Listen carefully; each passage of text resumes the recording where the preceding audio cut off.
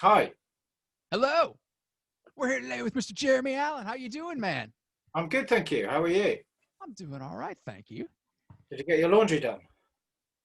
Almost. Thank you for asking.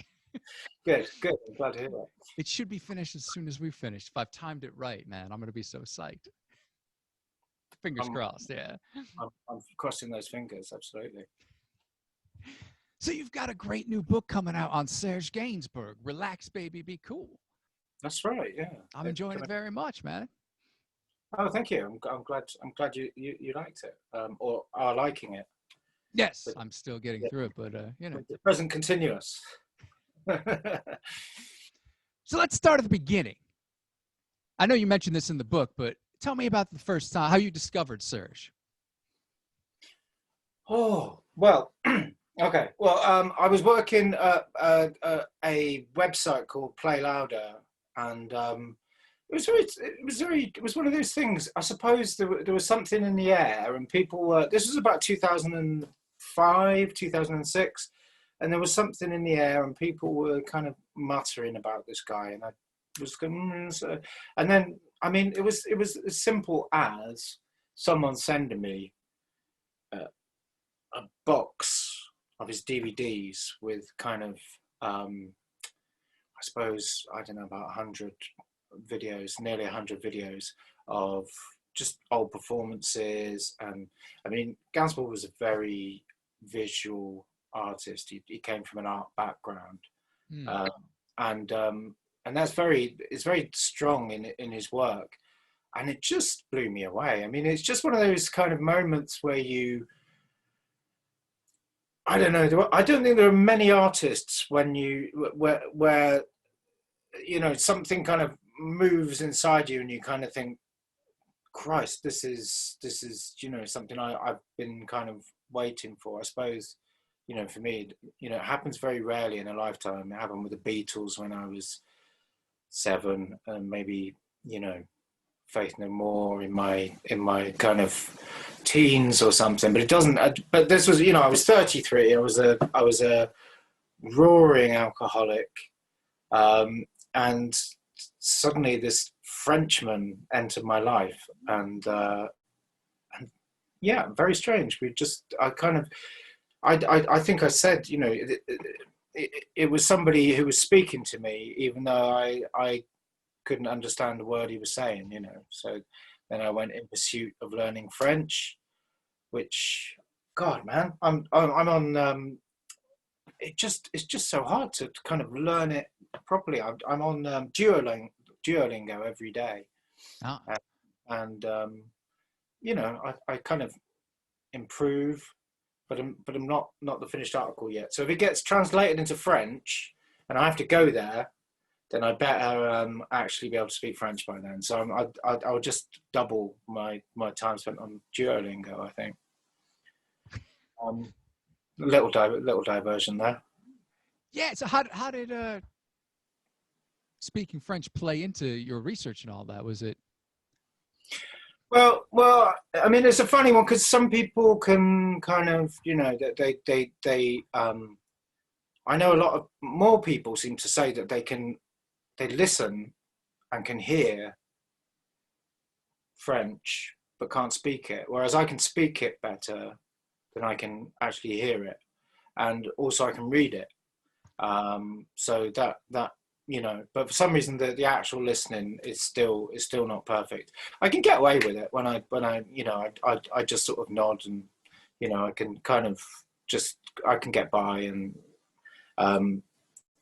a lot of times, yeah, people will talk to me and will try and have a conversation, and I when I was living in Paris, yeah, I wouldn't tell them that I couldn't understand what they were saying, because that just became, I don't know. It's like someone going into a coffee shop and ordering a coffee in Paris and asking for milk. You know what I mean? You just don't do it if you live there.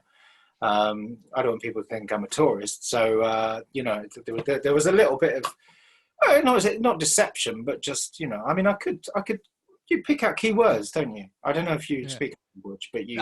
I'm the same way. Like I can I can speak much better than I can hear it, and I can definitely read it much better than both, because there's they speak it fast, and there's always the similar. If you're translating into English as you go, there's words sound like they could go either way when the translation with something else. Yeah. And also, I mean, I got better at speaking to people. You'd be in Paris, and then you go south, and then it was like, I could understand people much better in Paris because I was so used to the Parisian accent. But you go to Ear down in the sort of south of France somewhere, and it just becomes very difficult to understand anyone again. So there's kind of I can't remember what the word is. Degrees, I suppose. Yeah. So back to discovering Serge. How did he sit within your musical tastes? I mean, the Beatles and Faith No More are pretty radically different. I mean, I don't know if the Beatles are that different. I meant from each other. Oh yeah. Well, I suppose I just like a lot of stuff. I mean, I kind of I try not to close my ears off to anything really. But I mean, I think with Serge, there was stuff that kind of came out that would have primed me for discovering something like Melody Nelson, stuff that was influenced by it that I didn't necessarily realize, or I kind of had a vague idea, but you didn't have the internet to check at the time. You know what I mean? So something like Pulp, or definitely a different class. There's an element of Serge all over that album, or what are they called? Kazu Makino's band. There's three of them. New York. Something about. Oh man, I'm losing names today. They're just flying out of my head. Well, they're not even there to fly away. Anyway, there were lots of Blonde Redhead. There were lots about there was lots of music that I was really into, or even Massive Attack or Air, and these were all things that I really liked, and then suddenly you hear Melody Nelson and go, but I mean, the thing was that whole, you think of that whole down tempo period. I mean, that happened, all that music that came out in the mid-90s. I mean, that was totally influenced by Melody Nelson, but the world was ready for it then. Melody Nelson bombed when it came out in 1971. I mean, it was a disaster. It was meant to be his sort of his moment, like this masterpiece, and the French didn't get it. And he at the time he'd had a big international hit, but he wasn't. He was considered a novelty in most places, certainly in England. I think the English have a misplaced superiority complex. We're seeing it now at the moment, but certainly with rock and roll, because the Beatles came from there. They just kind of thought, well, there's we're better than everybody else, but it's bollocks, obviously. So Gainsbourg was considered a kind of a sexy novelty act that they were a little bit intimidated by, and probably had lots of children too. So so Melody Nelson would not have translated at all. But the French didn't get it either. I mean, nobody got it, and it took many years. And now, of course, it's the cornerstone of any Serge Gainsbourg fans' kind of devotion, isn't it? Mm. Yeah. So how did the whole idea for doing the book come to you? Well, I don't know. I mean, it was one of those things that kind of I thought about for a long time. I mean, there are books. The Sylvie Simmons one is good. That was the first one I picked up, and I devoured it, and it became my kind of my little Bible for a little while. It was but that's Fistful of Chitons? Yes, exactly. Yeah. But it's quite a slender book, and as it transpires, it's kind of it's based on the writings of Gilles Verlaine. Yeah, and it's kind of a almost a synoptic version of that. So it's great, but and it really explains who Gainsbourg is, but it just I didn't feel there was enough. And I suppose I was writing about him quite a lot, and then it just kind of I did a crowdfund thing. I just suddenly thought, well, actually, well, you know, people were saying, oh, you should actually write one. I think Darren Anderson did one on Melody Nelson for 33 and a third. But again, I just wanted to do something a bit bigger and a bit more. I kind of wanted to recontextualize Serge a little bit, because he's a very complex. I mean, all you know, people always say who they're writing about. You know, we're all complex, but he's particularly complex, and there are many kind of contradictory Gainsbourgs, and there are these sort of characters as well. There's the you know the child who grew up, Ludwig Ginsburg, who grew up as a kind of, you know, refugee. His parents were East Slavic refugees who went through a very torturous and dangerous 2-year trip to find their way via Istanbul and then up through France and then finally to Paris, and then they assimilated in you know, incredibly so, but and the 20s were, you know, fantastic for them, but obviously we all know what was coming, you know, so he grew up as a Jew. He grew up as a, you know, in this very dangerous, incredibly dangerous situation, wearing the yellow star and everything, during the occupation. And so he was always there was always this thing where he was French, but he was also an outsider, and I think that really influenced and was you know, a big part of his work, and a big part of these kind of his contradictory nature, really. So he was I don't know, it took a while for him to really be loved, and I think that also was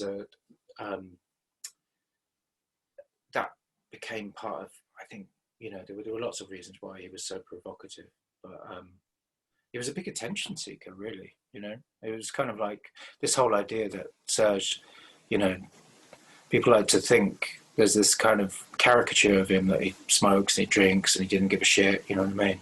And he gave a shit more than a lot of people, you know. He was very hurt by all sorts of things. You know, he was easily hurt, which you wouldn't kind of necessarily think, you know. It was kind of this, because he was so bellicose, you just sort of assume that nothing, you know, nothing penetrated, but it really did. He was quite thin-skinned, so and absolutely obsessed with headlines about him. You know, I think probably because it took so long for him to act. He didn't really become a superstar until he was 50, when he did "Oh Arms, Etcetera," the kind of reggae song. So by then, so he, you know, he would cut headlines out of newspapers and stick them on the wall, and because he was so excited, like a child, you know. Anyway, what did you ask again? I don't remember. But yeah, I got to be honest with you, man. When I first heard you were doing the book, I was thinking, you know, how is this going to be different from Fistful of Chatons? But I mean, they're completely different books. I love how yours is like, you go into sort of what he meant to the world, whereas, you know, the other book, Fistful of Chatons, is really just straight biography. Yeah. I wanted to sort of, I think the way I kind of did it, I suppose. I think probably it came from a lot of it came from writing for the Quietus, and you know, you do like an anniversary piece on an album, and then I sort of and what they tend to ask you to pitch is you write about an album, but you also have to kind of come up with a unique angle, you know, to sort of a way of kind of, you know, or a story or a narrative almost, that maybe hasn't been read before, or is, you know, a kind of fresh take or whatever. And then I sort of thought, well, why don't I do it for all of his albums, and, you know, kind of come up with a different kind of a different kind of slant, come from some, you know, and sort of, and then tell a story throughout, which obviously, you know, and then you sort of, I think you sort of avoid it's not, I don't know, it's a narrative. It's not necessarily linear, but it kind of jumps around a bit, but it's quite a nice way of writing without just kind of going, and then this happened, and then this happened, and then this happened.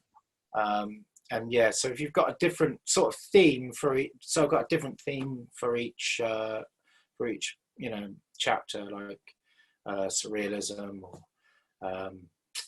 or muses, that's one of them, jazz and performance, because he became terrified of performance and wouldn't go on stage for 16 years.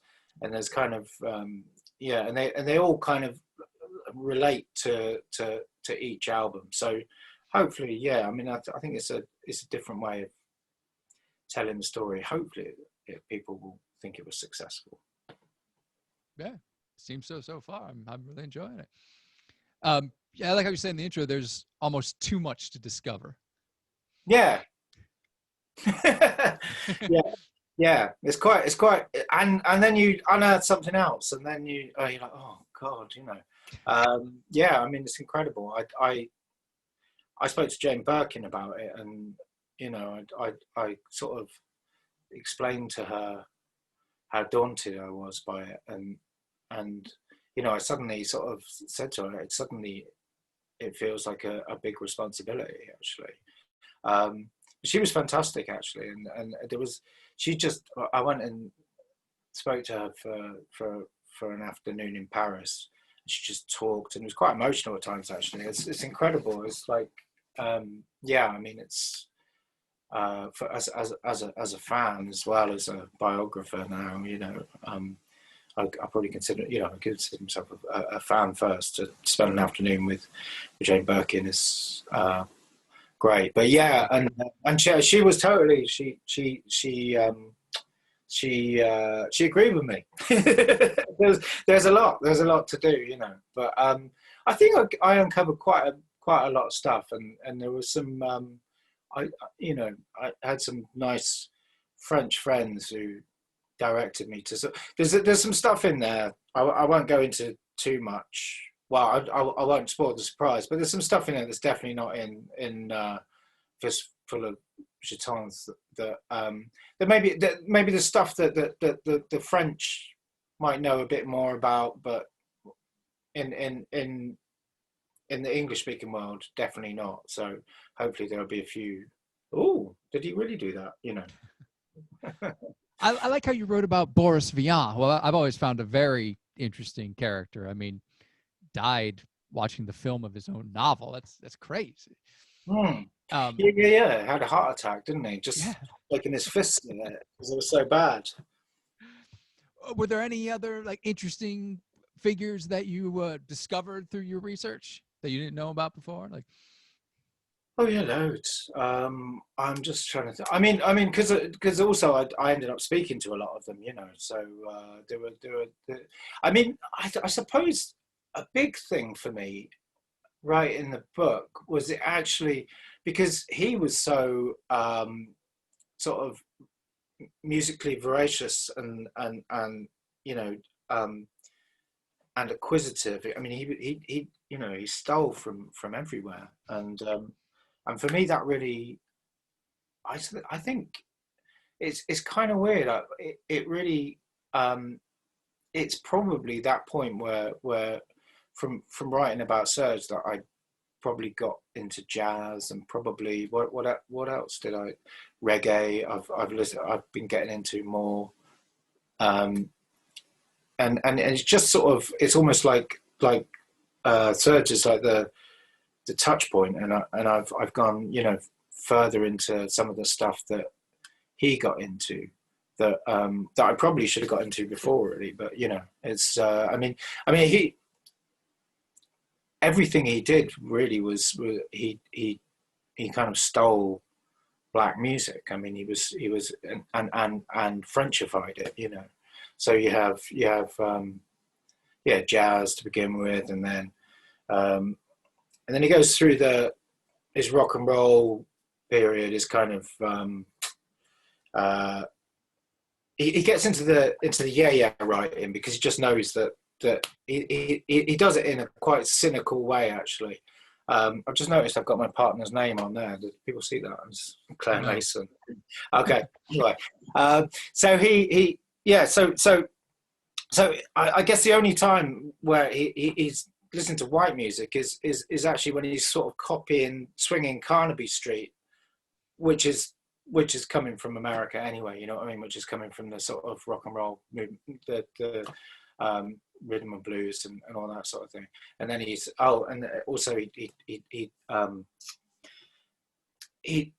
made an album called Percussions, where he ripped off a load of drum beats from Olatunji, this famous Nigerian drummer. And he was very naughty because he didn't credit him or tell him, but he built songs around his rhythms. And then he does reggae, and he does sort of, you know. So he did this throughout his career. He just sort of stole from black music and from classical music, Chopin. Ravel. And Dvořák. I mean, she just did. It was a very meta, very Dadaist kind of. It was. I don't think many people have done that in music, where they at that time. You know, if you listen to a song like "Contact" by Brigitte Bardot, just listen to that song. It was made in 1968, and it's kind of like techno, like 30 years too early. It's incredible. It blows my mind. It's just you just think, wow, he's looping, and he's doing all these kind of, I try playing with you know, I suppose music concrete. He was working with Colombier at the time, who had been working with Pierre Schaeffer, I think. So maybe that was where that influence came in. But he was obviously, he was brilliant at finding people to work with. I mean, that's a real gift. Bowie had it. I think Madonna for a while, maybe not so much in recent years, but had just it's a real talent in itself to find the right people to work with. But Serge also made all this great music, all this very varied music, and of course, right at the center of it was him. So he knew what he was doing. You know what I mean? Yeah, it's been great, like reading the book, putting it on again while I'm reading, and because I've loved Serge for decades now. What are some of your favorite songs of his? Oh man, there's so many of them. I mean, I think that if someone said to me, well, people do sometimes say, I don't, you know, but when I mention I've written a book about Serge Gainsbourg, and they kind of look at me blankly, like my hairdresser in Surrey. All right, yeah, where you been on your holidays? So yeah, and I mean, if someone said, you know, what song? I suppose the song that I would tell people to listen to first, which is absolutely one of my favourites, and I've never got bored of it, is Bonnie and Clyde. I mean, it's just a magnificent song, and you know, you've got this loop, and you've got that kind of that almost sort of hauntological voice going, kind of that was Colombier actually doing that, apparently, but it's on this there's this repetition, and he didn't bother writing any lyrics for it. He just stole them from Bonnie, what were they called? Bonnie and Clyde, you know, Bonnie Parker. And he just took Bonnie Parker's poem and rewrote it in French. He has Bardo on it, you know, who was the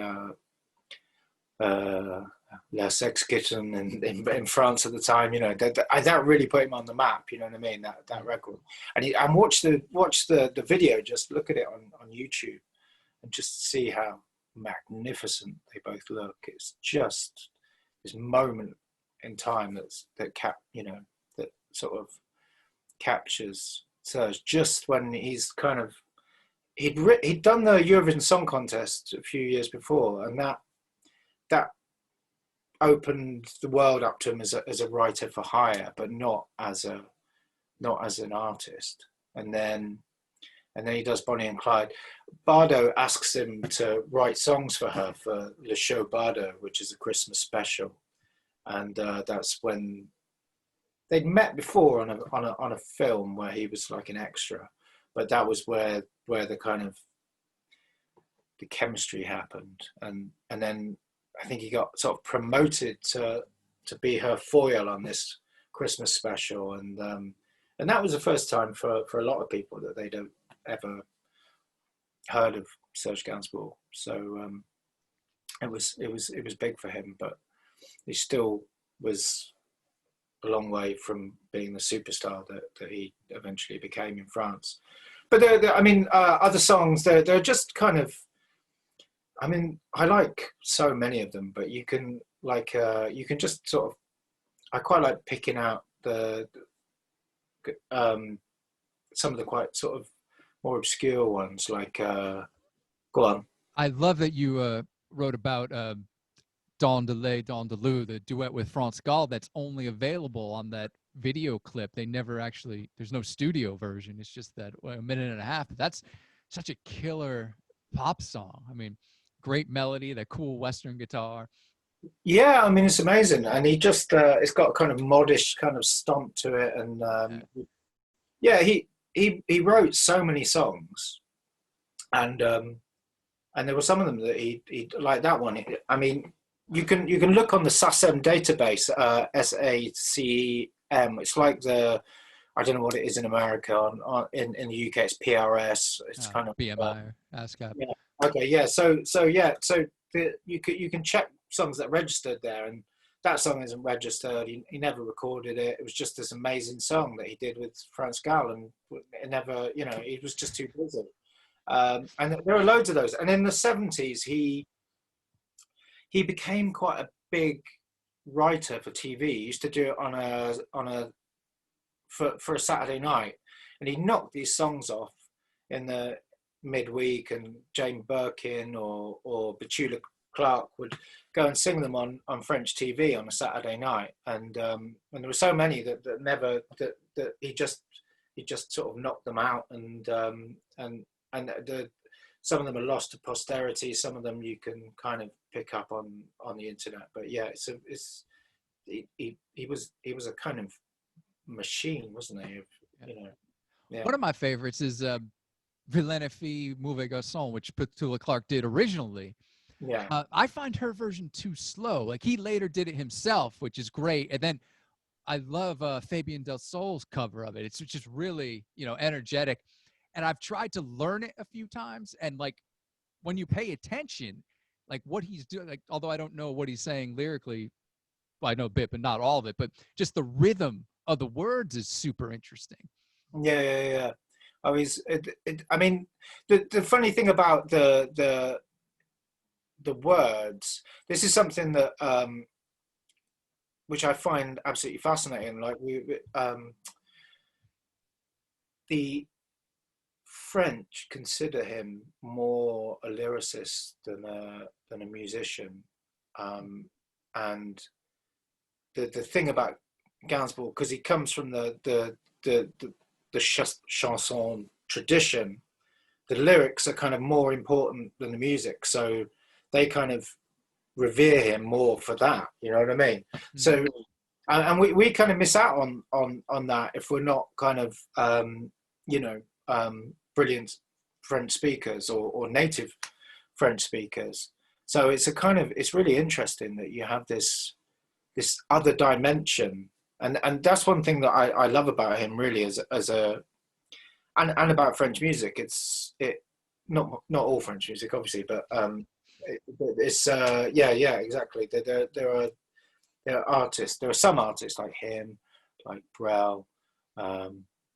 They're quite, Barbara, and these are kind of artists that I like to kind of dig into, and there's still a mystery for me because I don't know exactly what they're saying. So it's quite nice to kind of dig in and try and discover some of those double meanings or whatever, but it's not easy. Another one of my favorites is Ne de Rien, which he originally did with Karina, and then Mick Harvey's cover of that is fantastic. You spoke with both of them, Mick. I did. Yeah. I mean, I like that song. Karina was a very interesting interview. Wonderful. Yeah, absolutely. And she was half pissed actually when I said her. But she God rest her soul. Yeah, I was so sad to hear about her passing. It wasn't that long after I met her, but it was very. I mean, it was a funny situation because my partner had to suddenly go to the American hospital. I won't go into the details, but it all turned out fine. But it was like, you have to come in for a blood test, and so we were kind of like, she had to get there by a certain time, and I had to meet Karina at 2:00. And the only way she was going to get there and then get back and kind of, go up and down the lifts, blah blah blah, the stairs, and because the Paris Metro is a hellish thing to have a baby carrier, or a pram, so it was like, you're going to have to take Gene, and he was just coming up to about 2 years old, and so I had to go down with the pram and meet Karina with a child who's just coming up, Genie, who's just coming up to 2 years old, and he did, he didn't say many words at the time, and I said, look, you've got to understand now, we're going to go and meet a Nouvelle Vague film legend, and he's tiny. He goes, wow, and I was like, but you've got to behave. And he goes, no. So I'm like, this is a nightmare. I'm going to meet like this legendary actress who's made at least 5 of my favorite films of all time. And so we get there, and she's outside smoking a rollie, and she looks really pissed off. I'm like, hello, I'm Jeremy, and her husband Dennis comes out, American guy. Hi, how you doing? And I'm like, no, I'm really sorry, but I've got a child with me. And so we got ushered into this restaurant, and we sit there, and then and eventually she comes around, and she sits down. She looks really pissed off, and I start talking to her, and she kind of, and the thing was, Gene, I was just expecting him at any moment to kind of just kick off or do whatever. And we sat there for half an hour. He's not quite 2 yet, and he just sits there attentively looking at her, sipping water like the coolest little kid you've ever known. And I was like, yes, thank God. But I'm still on tenterhooks, you know what I mean? That it's going to happen at any moment. But no, he's just really cool, and she really warmed to him, and then eventually Claire came and took him, and yeah, and at the end of the interview, I thought, well, it's gone okay, and she gave me a smacker. So there you go. It went well. It went well in the end, but it was very, very nerve-wracking. Just waiting for my 2-year-old to kind of mentor, and I'm talking to like Karina. Anyway, so yeah, I didn't really have room for that story in the book, but well, we tell it now. I'll tell it now. Exactly. Excellent. So yeah, I liked Karina. She was great. She was very funny, really sarcastic. She was kind of, but in a kind of in a fun way. And who else can you sit there and talk about Godard, Gainsbourg, and Fassbender with? Do you know what I mean? You tell me these great stories, you know, about like she was in. I mean, we went off the script quite a bit, but she was in Czechoslovakia, I think, for making a film in '68 when the Soviet tank rolled in, and she was like in a, you know, it was one of the most sort of terrifying moments of her life, and I can't remember which film it was. Then she went back to Paris, and she was like, "What's everyone going on about? What's this? This is nothing compared to what I've just been through." You know what I mean? In the middle of it. Yeah. So she came back for the '68 riots, but compared to Soviet tanks rolling into your country, it's kind of it's a bit of an anticlimax. You know what I mean? Wow. Yeah. Good stories. Yeah. No longer with us, sadly. But yeah, I'm very sad to hear that. I loved her. Mm. I love those Godard films. Roller Girl is, you know, another Serge Penn classic. Yeah, and her version of Sous le soleil exactement is, I mean, it's a real toss up. Which is better, his version or her version? For me, it's a draw. You know, so done so differently. I like the fact that he did like you know, La Javanaise, his version, and Juliette Greco's version. You know, he was wise enough to kind of hers. She just kind of purrs elegantly through it and is in no hurry to wrap up, and he just he does it in this kind of syncopated kind of way. He had, you know, he was wise enough not to do it very differently to how the you know, the other artist did it, the artist who could sing. That's another one of my favorites too. I love that. I was listening to that last night. It's great, yeah. I mean, that's one from the old period that from the older period that is kind of transcended. Yeah, I mean, I think everybody loves La Javanaise, but it wasn't, you know, again, it wasn't a hit for him when he was starting out, and he started, you know, other people started to have hits with his songs, but he wasn't having any himself. Yeah, I think it was what L'eau à la bouche, that one did okay for him, but otherwise he was hitless pretty much until Je t'aime, which was massive everywhere. It took us this long to mention Je t'aime. I mean, just talking about his incredible body of work. Yeah. So so Je t'aime was a big hit for him, but it was considered by most people a kind of novelty record. I mean, it is kind of a novelty record, but it's a beautiful record, and I think people it's one of those records that's so difficult to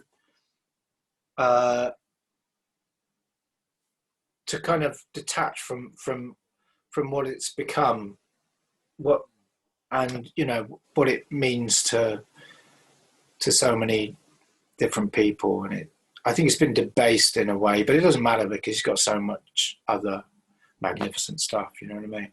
Yeah. It's very difficult to listen to. I find it quite difficult to listen to that record and take it seriously. But when I do actually sit and listen to it, man, the melody is incredible. Gorgeous. Yeah. But he'd used it before for a film. People don't realise this. He'd used the melody before, and it was in a film. I forget off the top of my head. And then, you know, there's the story of Brigitte Bardot asking him to. They'd gone out and he annoyed her by being too drunk or something. So to make amends, she said, write two most beautiful, you know, songs you can think of, and one of them is Je t'aime. Only he's taken this soundtrack and imposed words on it. You know, I'm sure it was heartfelt, and but he didn't just write it that night. I didn't know that. Wow. Yeah, and there's some debate about what the other one was, because it's often reported, and I might have reported myself in the past, that it was Chopin and Bonnie and Clyde written on the same night, but actually I think it was Harley Davidson. So sorry that I put that in the Guardian. Yeah, well, it is a debate. It's either Harley Davidson or it's because Harley Davidson isn't really a beautiful song, but it's, you know, it's a song. It's a good pop tune. Yeah, you know. I like the Mick Harvey cover of that as well, with Anita Lane on it.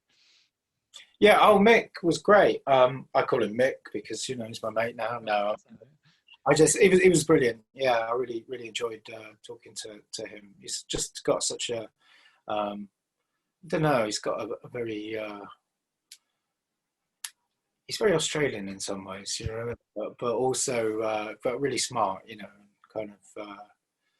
I'm not saying that Australians aren't smart. I'd like to clarify that. Yeah, no, he was cool, and yeah, it was definitely worth talking to him. I mean, the dedication that he is incredible, because I mean, this is pre-internet, you know what I mean? You can throw some Gainsbourg lyrics into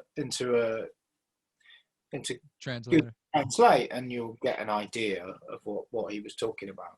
But Mick did it without being able to speak French really. I mean, he I think he's a bit like me. He can kind of talk it, but he doesn't necessarily understand it that well. He speaks very good German, but that's not going to help you with Gainsbourg.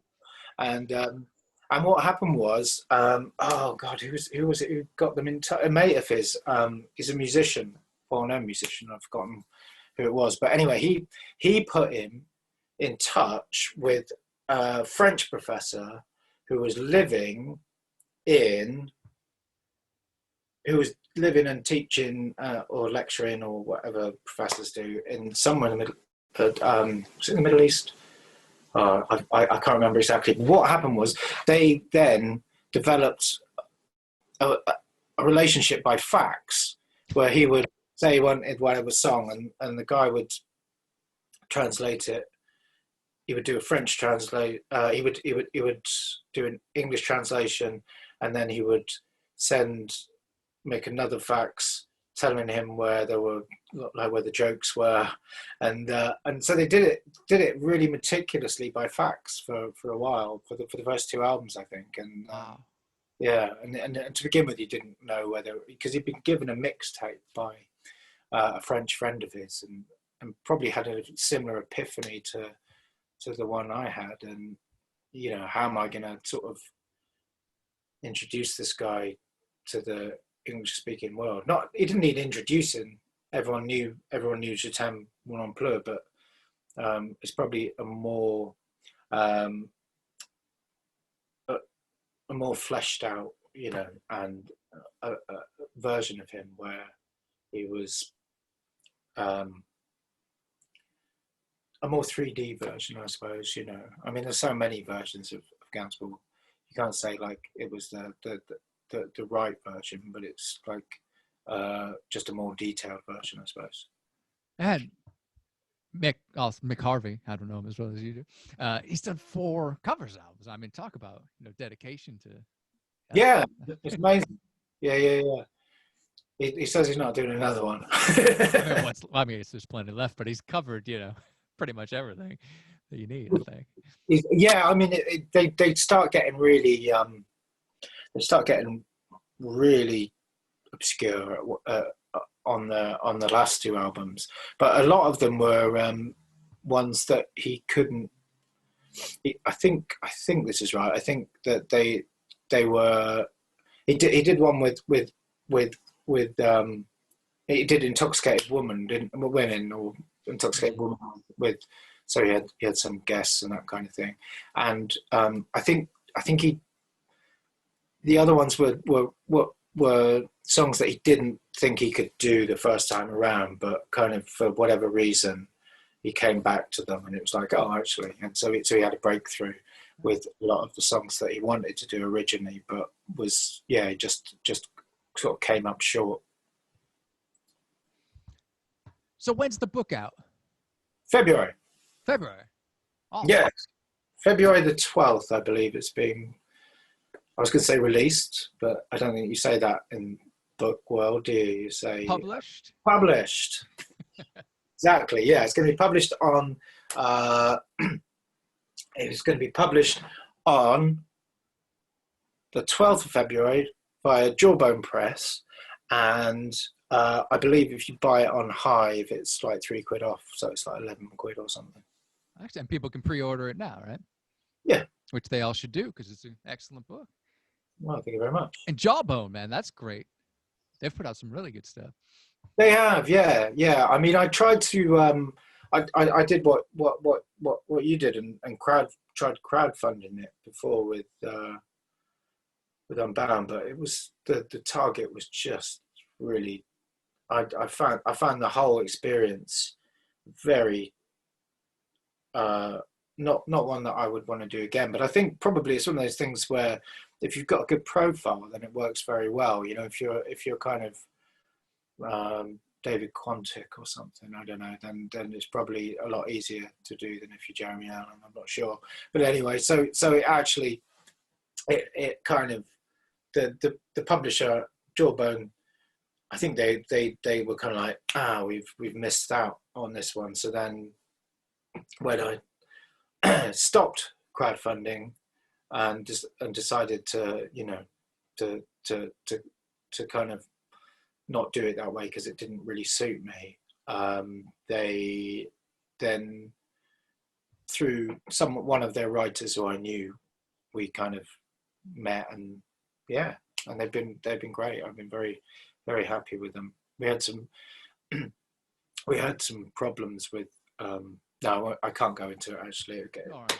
It get too litigious. But yeah, from someone outside, but all sorted now, all happening. It's lovely. But yeah, shut your mouth, Jeremy. Oh, my throat. Anyway. Excellent. Well, thank you very much for coming on the show. Oh yeah, well, thank you for having me, and drop me an email about how I disseminate this to my socials. Will do.